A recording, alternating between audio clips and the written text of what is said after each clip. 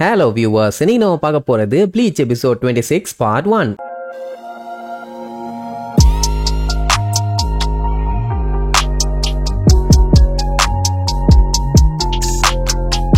Open பண்ணா போன பாட்டுல நம்ம ஆளுங்க ஒரு வழியா அந்த செரட்டைங்கிற சிட்டிக்குள்ள என்டர் ஆயிட்டாங்க. அதாவது அந்த வாலை தாண்டி உள்ள வந்தாச்சு. இப்ப என்னன்னா எல்லாம் ஒன்னா போகாம நாலா ஸ்பிளிட் ஆயிட்டாங்க. அதுல ஃபர்ஸ்ட் சேடு அவன் பாத்தீங்கன்னா கீழே விழுகிற போர்ஸுக்கு அப்படியே போய் விழுந்தானா தெரிச்சிருவான். அதனால அவனோட சூப்பர் பவரை யூஸ் பண்ணுவான். அடுத்து நம்ம ஒரிஹிமேவும் இஷிடாவும் அந்த டைம் ஒரிஹிமே அவளோட பவர்ஸை யூஸ் பண்ணுவான். அந்த யுரிச்சி பூனைய பத்தி கவலை இல்லைன்னு வைங்க. அடுத்து நம்ம இச்சுகோவும் காஞ்சுவும் அதுல காஞ்சு பாத்தீங்கன்னா அவனோட பவரை யூஸ் பண்ணி கீழே சாண்ட உருவாக்குவான். அதுல போய் பொத்துன்னு விழுவாங்க. பெருசா அடியெல்லாம் பட்டிருக்காது. இச்சுகோ டேங்க் சொல்லுவான்னு பார்த்தா நல்ல வேலை ஒரு கேடுகட்ட டெக்னிக்கா இருந்தாலும் உன்னை கத்து வச்சுக்கிட்டேன். அதனாலதான் நம்ம இப்ப தப்பிச்சோம். இல்லன்னா மண்டையெல்லாம் செதறி இருக்குமா. அந்த டைம் அவனே மண்ணில விழுந்துட்டமேன்னு சொல்லி இருமிட்டு இருப்பான். இது உன்னோட ஸ்கில் தானே, எவ்வளவு நேரத்துக்குடா இருமன மாதிரி நடிச்சுக்கிட்டு இருப்பேன்னு பட்டெக்ஸ்லயே ஒரு மிதி. அவ்வளவுதான் கடுப்பாயி ரெண்டு பேரும் மாத்தி மாத்தி கத்திட்டு கிடப்பானுங்க. வந்திருக்கதே எனிமியோட ஏரியாக்கு. அப்படி ஒரு இடத்துக்கு வந்தா ஸ்டெல்த் மோட்ல இருக்கணும், இல்ல சத்தம் போடாமையாச்சும் சண்டை போடணும். எதையும் கவனிக்காம அவனுக்கு பாட்டு கத்திக்கிட்டு இருந்த உடனே அந்த இடத்துக்கு ஒரு ரெண்டு பேர் வந்துட்டானுங்க. அதுல ஒண்ணு மொட்டை,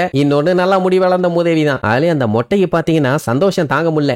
நான் லக்கி லக்கி லக்கி, இன்னைக்கு என் கையில சாகிறதுக்குன்னே ரெண்டு பேர் வந்திருக்கானுங்கன்னு அப்படிக்கான்னு ஆடி ஆடி என்ஜாய் பண்ணுவான். இப்ப நம்ம ஆளுங்க இவனுகிட்ட இருந்து தப்பிக்கணும்னா கண்டிப்பா சண்டை போட்டே ஆகணும். அப்படியே கட் பண்ணி சேடு விழுந்த இடத்த காட்டுறாங்க. ஒரு பெரிய பள்ளத்தாக்கு. இன்னும் அவன் சைஸுக்கு வந்து விழுந்தா பள்ளம் ஆகத்தானே செய்யும். அந்த இடத்துல பாத்தீங்கன்னா ஒரு 4-5 பேர் வந்து ரவுண்டு கட்டிட்டாங்க. என்ன அந்த இடத்துல சேட காணும். அவனுக்கு அதுலயே கண்டுபிடிச்சிட்டானுங்க இவ்வளவு பெரிய குழி விழுந்து அந்த இடத்துல அவன் இல்லன்னா கண்டிப்பா உயிரோட தானே இருக்கணும். அப்ப எங்கேயோ தப்பிச்சு ஓடி இருக்கான். அவனை விடக்கூடாதுன்னு சொல்லிட்டு அந்த ஏரியா ஃபுல்லா தேட ஆரம்பிப்பானுங்க. நம்ம பையன் உசாரு விழுந்த அடுத்த செகண்டே அங்க இருக்க மரத்துல தான் ஏறி உட்கார்ந்து ஒளிஞ்சிருப்பான். யாரும் நோட் பண்ணல எஸ்கேப். இப்ப என்னன்னா நம்ம பையலுக்கு அடுத்து என்ன பண்ணுன்னு தெரியல. அதே நேரம் அந்த யுரிச்சி பூனை இருக்குது இல்ல, அது இன்னும் லேண்ட் ஆகல. அதுக்கு முன்னாடி அங்க ஒரு 7 பேர் வந்துருவானுங்க. வரும்போதே போட்டு பொழந்துடலாம்னு சொல்லிட்டு ரெடியா நிப்பானுங்க. வந்த வேகத்துல டப்புன்னு காணாம போயிரும். அந்த பூனை கிட்ட தான் ஏகப்பட்ட விதம் இருக்குது. அதனால அசால்ட்டா அவனுக்கு டிமிக்கி விட்டுட்டு எஸ்கேப் ஆயிருச்சு. எங்க வந்து யாருகிட்ட முடிஞ்சா வந்து புடிச்சுக்கங்கடான்னு சொல்லிட்டு கிளம்பிரும். அதே நேரம் இங்க ஒரிஹிமே பாத்தீங்கன்னா அடுத்து கிடந்து பேபே பேபேன்னு உளறிட்டு கிடப்பா. இஷிடா பக்கத்துல உட்காந்துட்டு ஒரிஹிமே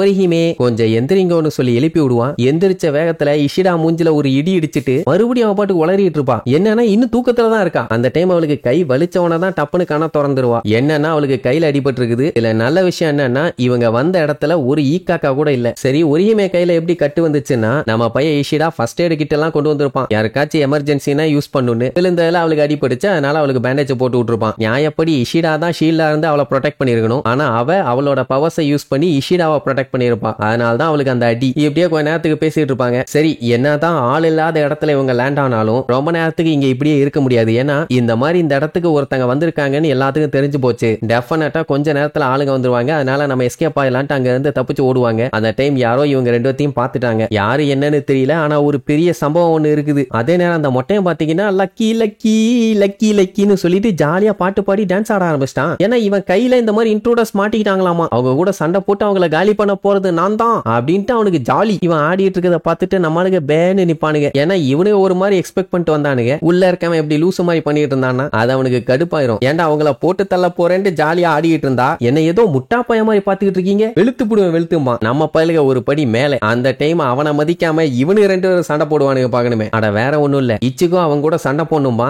காஞ்சு வேண்டாம்பா. ஏன்னா அவனுக்கு எல்லாம் பவர்ஃபுல்லான ஆளுங்கன்னு. அப்ப அந்த முடி வளர்ந்தவன் என்னப்பா தம்பி எங்களை பார்த்து பயந்துட்டீங்களா, மாத்தி மாத்தி ஆர்கியூ பண்ணிட்டு இருக்கீங்க, எப்படி இருந்தாலும் எங்க கையில இருந்து நீங்க தப்பிக்க முடியாது, வேணா ஒண்ணு பண்ணலாம், நான் வேணா இன்னொரு டான்ஸ் போடுறேன், அது வரைக்கும் என்ஜாய் பண்ணிக்கிங்க, அதுக்கப்புறம் உங்களுக்கு நான் சமாதி கட்டிடுவேன்னு சொல்லிட்டு மொட்டை அடுத்த டான்ஸ போட போவான். அங்க அவனு ரெண்டு பேரும் சண்டைய போட்டுட்டு காஞ்சு மட்டும் நம்ம யுரிச்சி சொன்ன மாதிரி அவங்க கிட்ட எல்லாம் சண்டை போட்டு டைம் வேஸ்ட் பண்ணக்கூடாதுன்னு சொல்லிட்டு குடு குடு குடுன்னு விழுந்தடிச்சு ஓட ஆரம்பிச்சிருவான். அப்ப அந்த முடி வளர்ந்தவன் பாத்தீங்கன்னா யுரிச்சியை விரட்ட ஆரம்பிச்சிருவான். ஆக்சுவலா காஞ்சுவோட பிளானே அதான். தனியா ஒன்னா ஒருத்தன் விரட்டிட்டு வருவான். சோ தனியாவே அவன் கூட சண்டை போட்டுக்கலான்னு. இங்க நம்ம பையன் அந்த மொட்டை கூட சண்டை போட ரெடி ஆயிட்டான். மொட்டை வாயை வச்சுட்டு சும்மா இல்லாம என்னப்பா உன் ஃப்ரெண்டுக்கு தெரியுது நாங்க எவ்வளவு பவர்ஃபுல்னு அவன் பயந்து ஓடிட்டான். எனக்கு தெரிஞ்சு அவன் தான் கரெக்டான டெசிஷன் எடுத்திருக்கான். நீ அவசரப்பட்டு என்கிட்ட மாட்டிக்கிட்டேன்னு உடனே இச்சிகோ கேஷுவலா உன்னை விட நான் பவர்ஃபுல்லான ஆளா இருக்கும் போது என்ன கூந்தலுக்கு மேல நான் ஓடணும், உன்னைய பொலந்து கட்டிட்டு அதுக்கப்புறம் நான் பாட்டுக்கு கேஷுவலா வீர நட போட்டு போறேன், எனக்கு எந்த பஞ்சாயத்து இல்லைன்னு சண்டைக்கு ரெடி ஆவான். பரவாயில்ல நல்ல தைரியமான ஆள் தான் சொல்லிட்டு அப்படியே குரு குரு குருன்னு லுக் விட்டு இருந்தவன் இருந்தவன் சட்டனா போய் இச்சிகோவை அட்டாக் பண்ணுவான். நம்மளானா எஸ்கேப் ஆயிருவான். மொட்டைக்கே ஷாக் ஆகும், எப்படி இவன் அட்டாக்ல இருந்து எஸ்கேப் ஆனான்னு. அதுக்கப்புறம் இச்சிகோ அட்டாக் பண்ணுவான். அதை கேஷுவலா